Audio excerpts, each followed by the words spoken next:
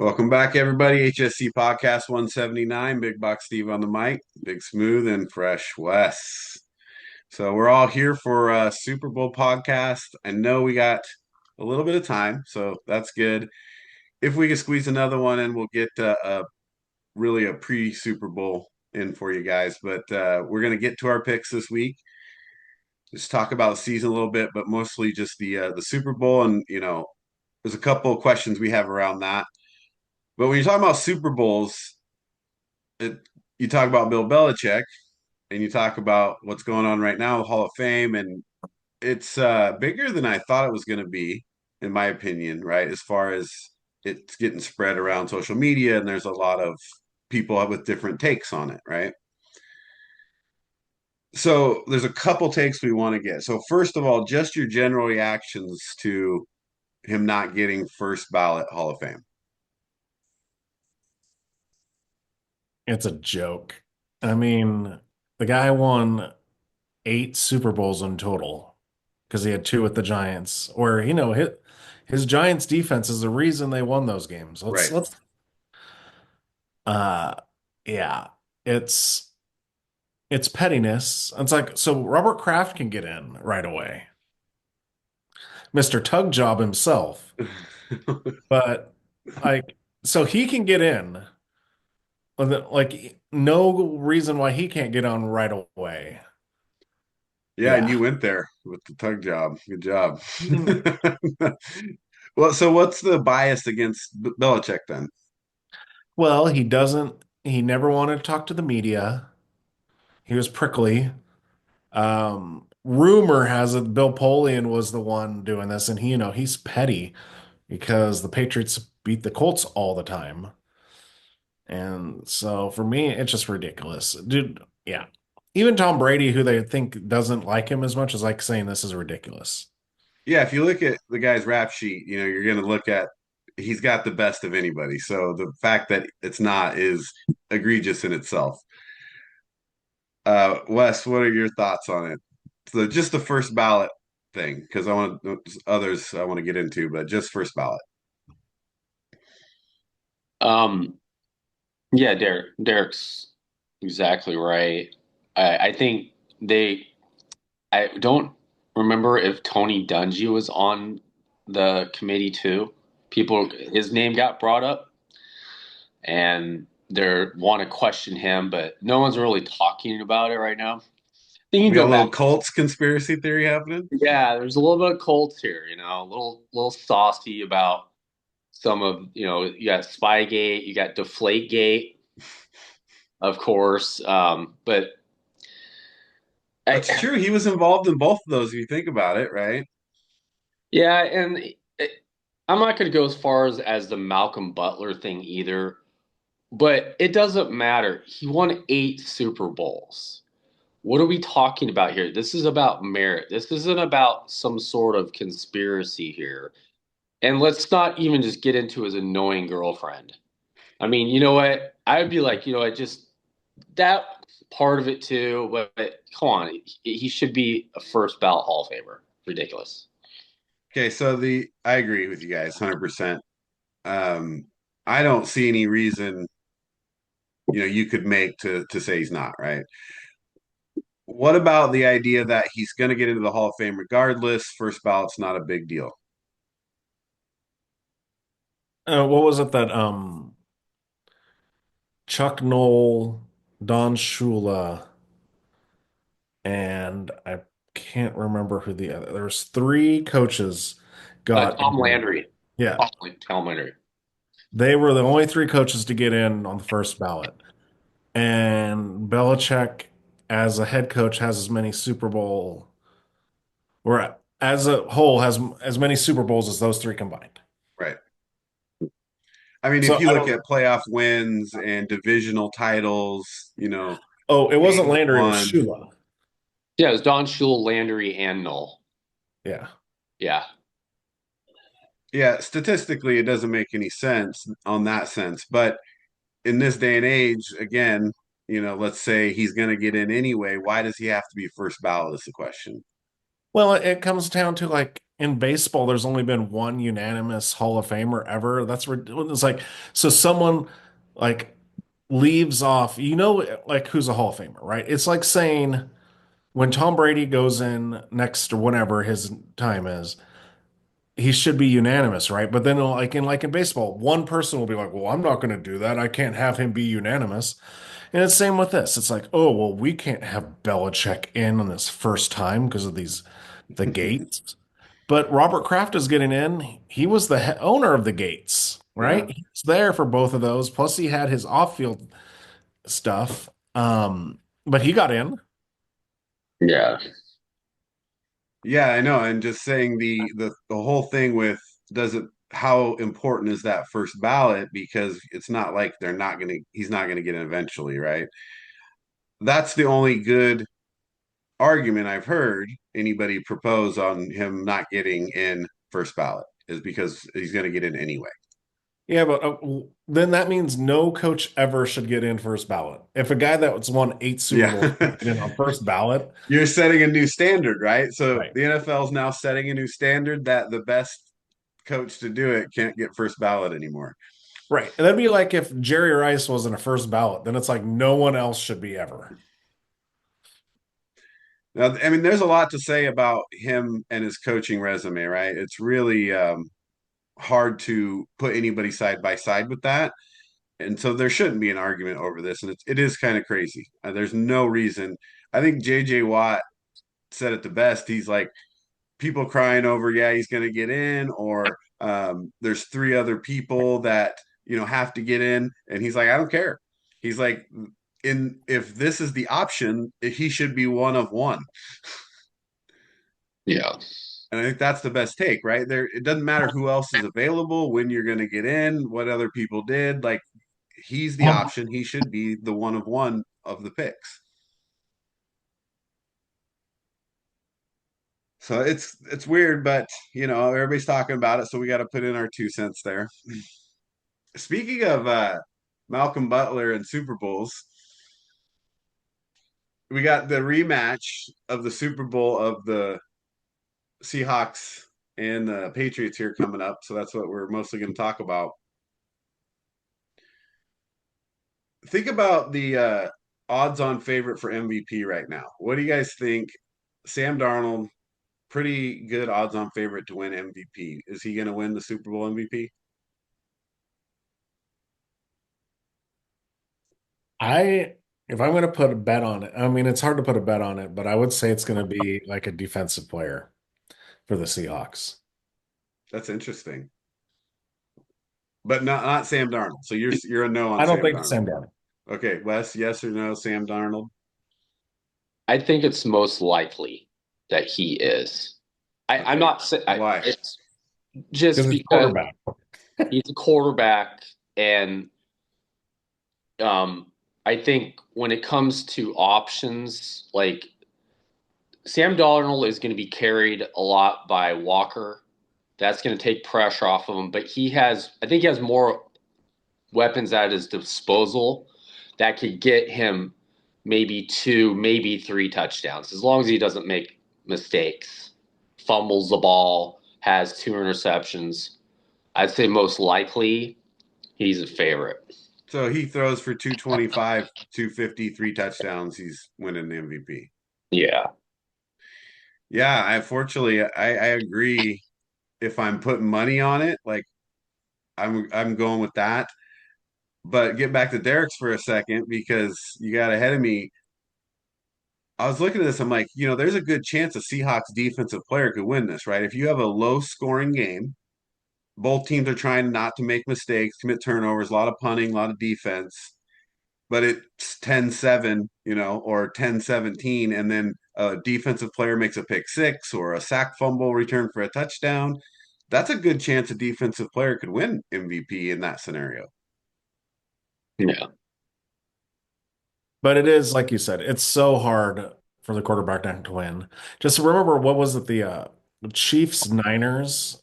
Remember we were watching that and we're like, we're like, if the Niners win, should it be Jennings, Juwan Jennings, or Right. like no one really deserved the MVP, like quarterback wise in that. And then it's like, of course, Mahomes ended up with it because he's the default quarterback. Right. Yeah, you're going to run into that a lot, not only just in Super Bowl MVP, but general MVP voting overall. I mean, I think Saquon had a good argument last year for it.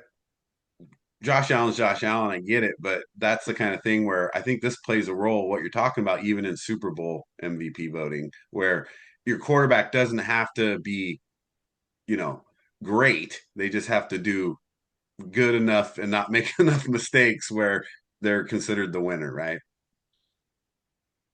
But there's been in history, if you have like Larry Brown or something, you get a corner gets two interceptions and one's a pick six. Yep. I mean, if the quarterback's not doing much, then they're going to get it. If you get two interceptions, a pick six, I don't care what the quarterback did, Yeah. right? Should that even be a question? Well, what if it's like the Redskins Broncos or something and Doug Williams throws for five? You know what I mean? What if your quarterback still throws for five What touchdowns? what are you saying? Are you saying that Darnold's going to get hurt and Drew Lock's going to come in and throw 4 touchdown passes? That would be wild. Let me just throw some money on that now. That would be wild. So wait, before we move past this point, Wes, what do you think the threshold is then for you have a DB that got a two interceptions and a pick six? What does the quarterback need to do to get MVP over him? How many yards, how many touchdowns? I I would say at least 3 touchdowns and over 350 yards, 4 and like 300. Yeah. The probability of that defensive player winning is very high. I think if they get, I think you're real close. My guess, and again, we're just guessing here, right? I would say, three touchdowns and over the 300 mark might get it for them, depending on the flow of the game, because that could matter too, right? If it was late in the game, early in the game, depending, the interception could be the game changer. That plays a little bit. But if a quarterback throws for 303 touchdowns, that's tough to beat. Yeah. Well, yeah, that's the thing. Like, what if like the pick six was at the very end of the game and the Yeah. game was already over by then, kind of a thing. So you heard it here first. A Seattle defensive player may win the MVP. So for all of you looking for that big bet. So let's get down to how the game's going to go, our predictions, kind of talk through the game here. Let's just get it out in front.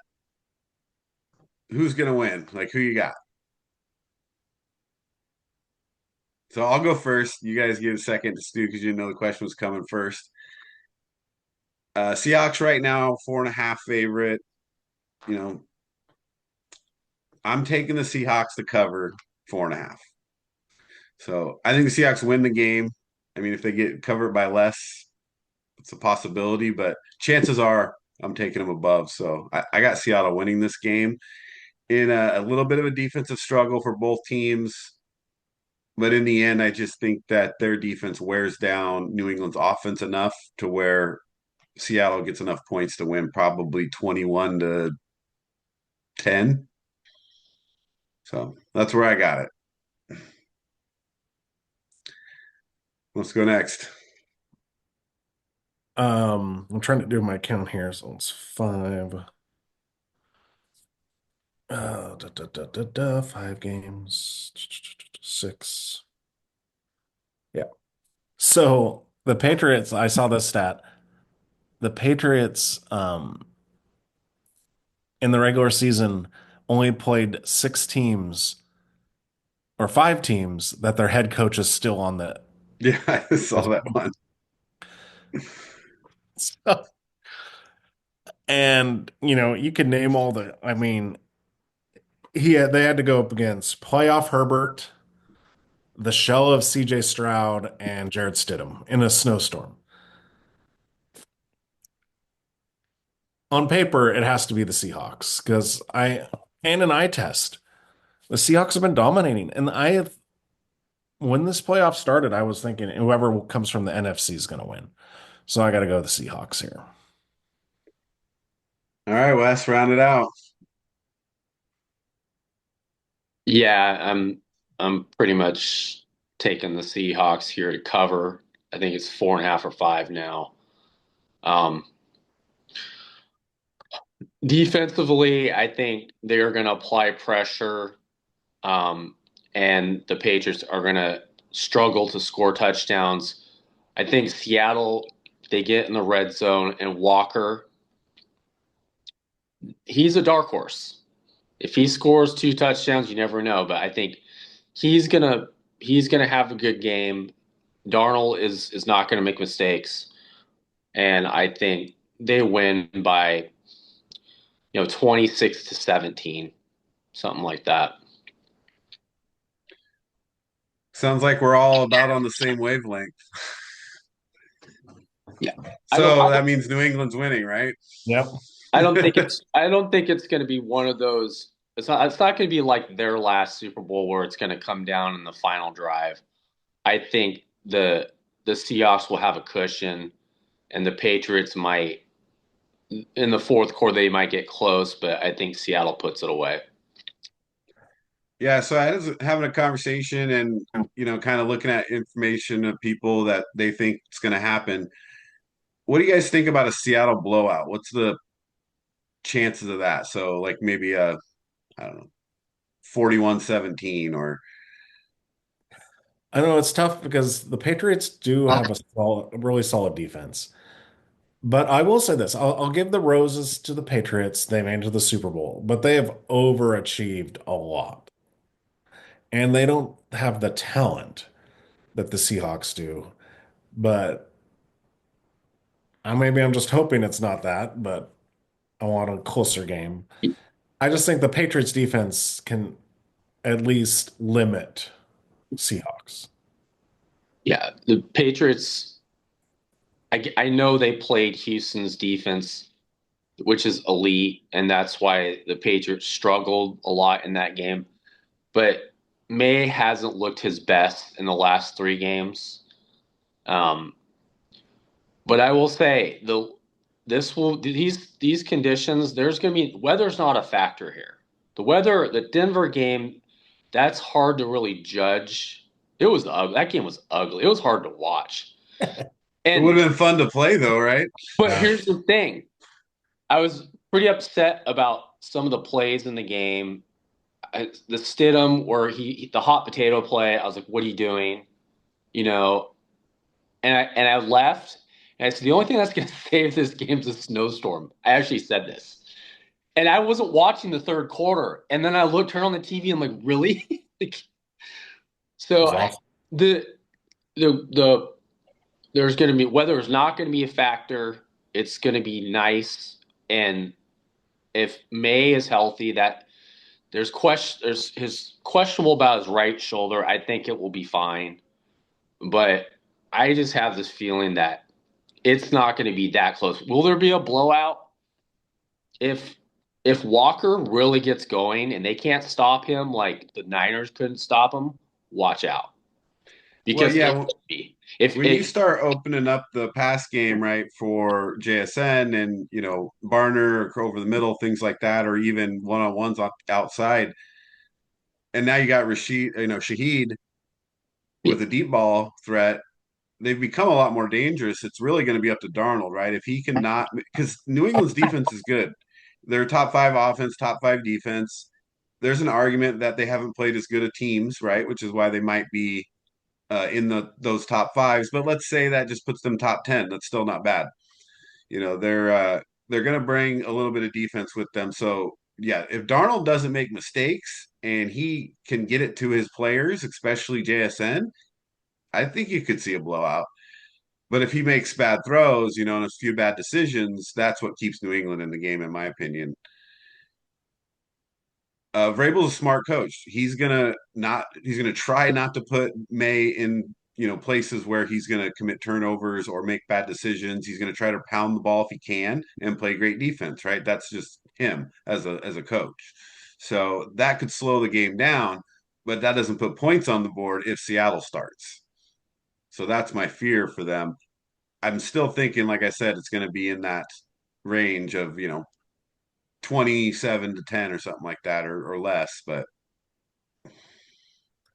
And then, the adage, and it still works either way. Whoever wins this game, defense wins championships. Both right. these teams have great defenses.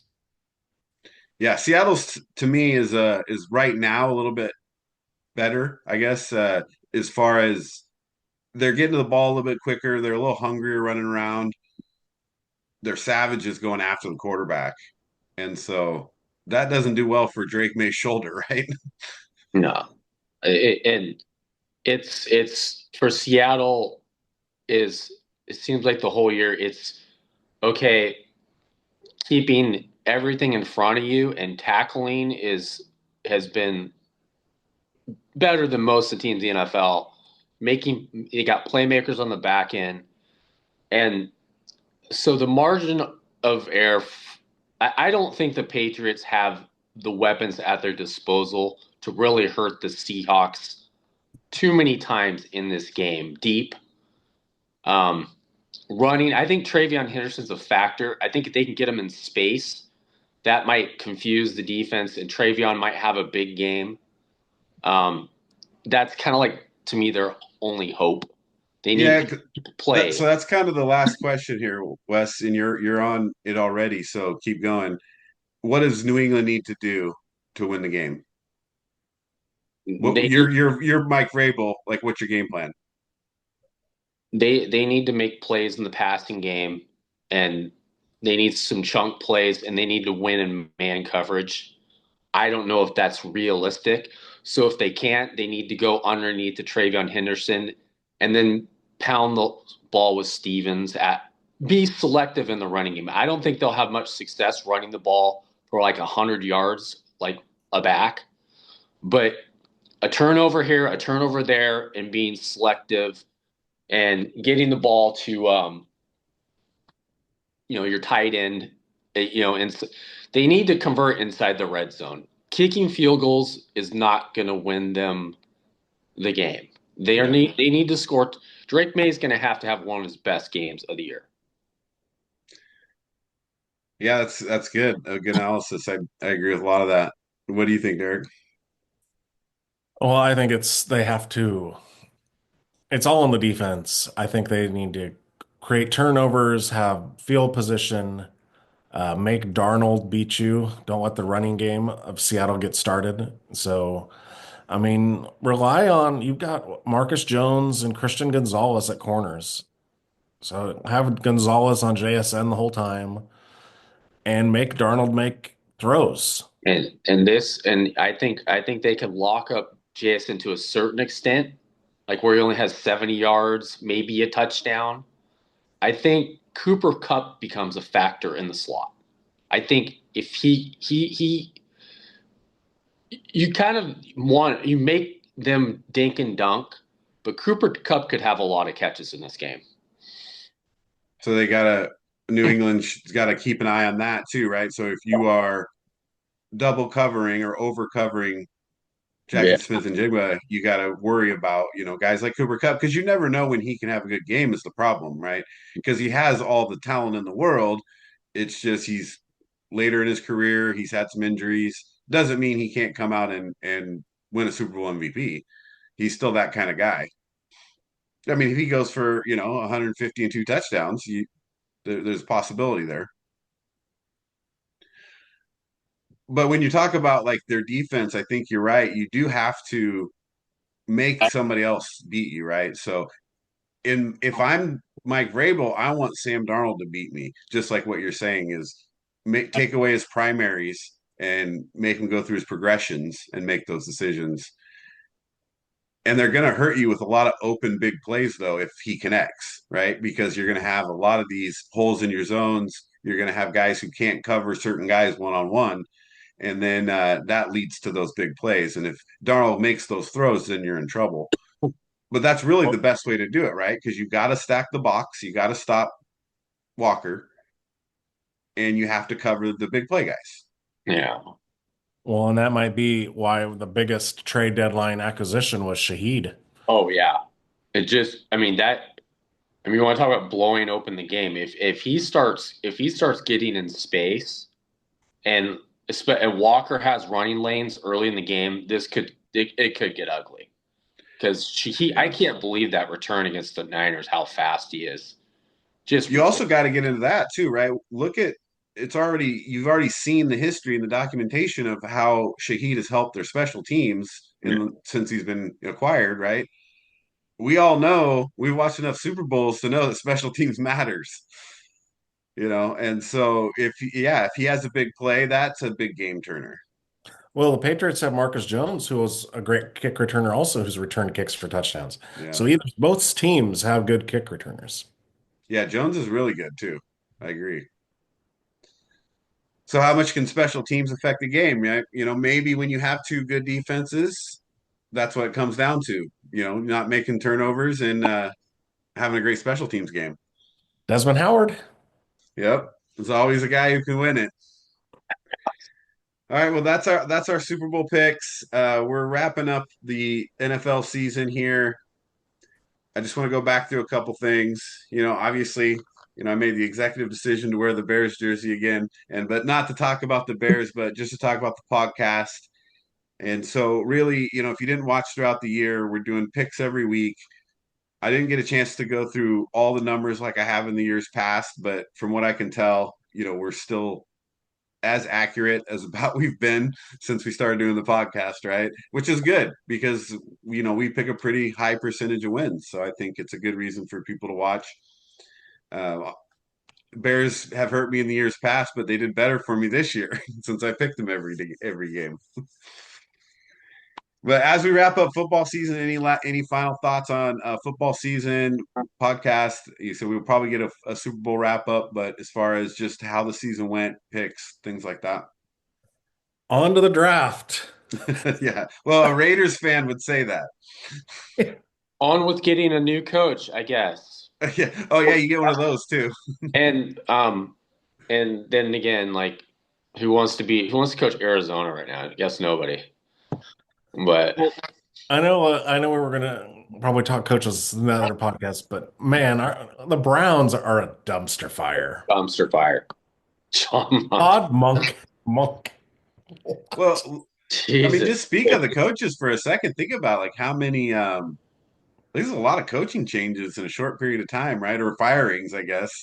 Your best player breaks the sack record, right? And how do you reward him? You give him a ball monkey as your coach. Imagine how mad he is. Like, Well, this is the best. you know what? And this is what I hate. Okay, they're all billionaires and that's their team. I really hate owners meddling because the whole what I heard was they wanted Sean, Noah Shaughnessy, Yeah. whatever, from the Rams. Yeah. And that's who their headhunters and everyone picked. And the owner's like, no, I want an old person. I want Well, we've seen this in coaching, right? For to. the history of coaching, but even more recently, a good coach and a good culture. You got two coaches doing it with two different teams, Seattle and New England, going to the Super Bowl. You just had a coach win the college football playoff doing it. Like it matters. That cohesion he's going to have with the team and the culture he's going to create with the team probably matters more than their coaching skill, whatever you think they're bringing to the table. Well, that's funny is Harbaugh got fired from the Ravens because he wouldn't fire Monken. He must be a great coach. We'll see. He Hey, didn't if you like to could run bring the Derek. Browns back, dude, you're good. He didn't want to run Derrick Henry at all. So yeah, that's a good offensive coordinator. Well, he's got Shadur Sanders now. He's going to be throwing it up 40 times a game. Pro Bowler Shadur Sanders. Oh, geez. First ballot Hall of Famer. Oh gosh. All right. Well, we'll wrap it up there. Uh, Stay with us. Check out the movie review we got coming up for you. But we'll see you for after Super Bowl and get our thoughts, and you guys can tell us how wrong we were. So we'll see you next time. Oh, they will.